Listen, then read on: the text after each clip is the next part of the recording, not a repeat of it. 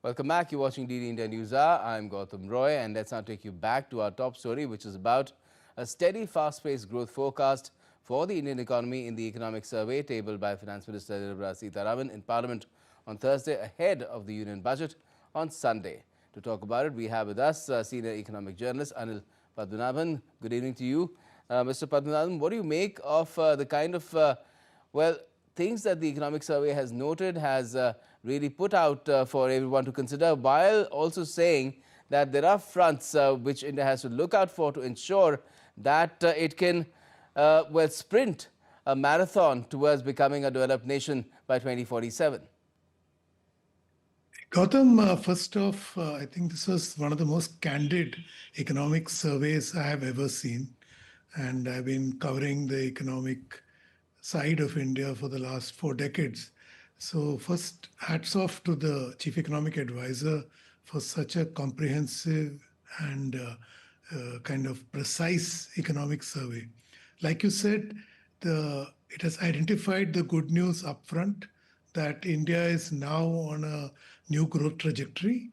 Earlier it was 6.5% trend rate. Now it is at 7% trend rate of growth. And he has attributed this rightly again to the various economic reforms, structural as well as process, that India has undertaken, particularly over the last 5 years. In the last quarter, there was a reforms blitz. To quote the Prime Minister, it was a reforms express that India boarded. But having said all of this, he also flagged the fact that the global circumstances have never been so inclement. And they are going to stay that way for at least the medium term, which means India has to contend with a lot of externally induced challenges while dealing with the domestic issues. And there, what the economic survey identifies, like they did last year, was more of deregulation and more of reforms, basically make India more competitive so that it is able to not just export its way out of this current circumstance, but also compete with global goods and create a more efficient and productive economy. Right. But when he talks about how India needs to shift from this emphasis on Swadeshi to strategic resilience and then to strategic indispensability, what does that really conjure up in your mind? What is being advocated? Gautam, the strategic resilience part is exactly what India has achieved and demonstrated in the last 5 years, beginning with the COVID-19 pandemic. If you go back 5 years, India's first quarter in 2021 contracted by 23.9%. That was the economic devastation that the Indian economy suffered. Yet, India did not wilt. It undertook tough economic reforms and rebounded to among the fastest growing economies in the world, the major economies. And since then, it has continued to demonstrate the resilience against back to back unprecedented rounds of economic shocks. After that, you had the Russia Ukraine conflict. Then you had the US Fed's inclement actions trying to curb inflation, keeping up interest rates at a record spree. And then, of course, the supply chain disruptions that we have witnessed, the geoeconomic fragmentation. So, resilience India has demonstrated. What the chief economic advisor is saying that now India needs to change it to the next level.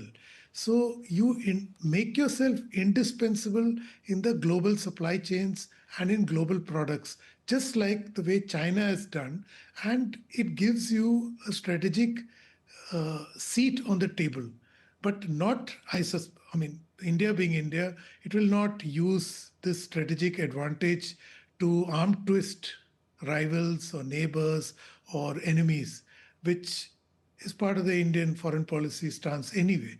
So, what he's saying is that for that, you need lots of reforms, lots more of reforms, more at the state level and even the subnational level, which is below the states, talking of the cities, which is why he talks about the governance in the states, particularly cities, sorry, needs economic agency.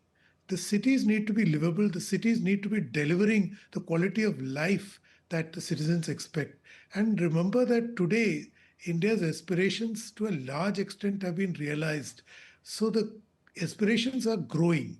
So the population is going to be more demanding greater accountability. So the economic survey is saying for this, you need a governance refix. Right. And he extends that to say that this reset has to extend even to companies. Okay, and a reset also perhaps required for the rupee and US dollar equation because that has not escaped the notice of the chief economic advisor. Where the economic survey is concerned, the prescription is to boost export through manufacturing. Do you think that can really do it, and can India really achieve that? See, Gautam, we are still early in this uh, kind of strategy. The PLI has been substantive success in particular products, particularly electronics, which is now India's kind of a world player in this. But we have not seen that success demonstrate itself in other sectors similarly. So this is a learning curve. Like I said earlier, and like the chief economic advisor has also pointed out, that all of this is linked to India's ability to fix the structural fault lines. So that which will require a participation of all stakeholders, which is why he identifies citizens, the government, the companies. See, everybody has to step up to the plate at this point of time and do their own bit. And his argument is that manufacturing will grow if you invest so deeply and so diligently in growing the India's basic capability and logistic capability. And please remember that the wherewithal is being put in place by the union government. We have already discussed labor reforms and a host of other reforms that are undertaking, including GST revamp in the last quarter. But remember, the union government has also inked 7 free trade agreements with 7 developed countries or cohorts, including the EFTA, which is the European Free Trade Association, consisting of 4 countries, including Switzerland. This basically India's attempting to create a new trade route, a new composition of goods, de-risking India's current trade basket, and also putting the onus on Indian companies, Indian small and medium sector to come up to speed, to be competitive enough to compete in these markets, to deliver and exploit the market opportunity that these free trade agreements have opened up for them. All right, and let's hope that we can build upon it further with with more enabling components which are expected to be rolled out on Sunday in the union budget. Thanks a lot for joining us for the moment, Anil Padmanabhan.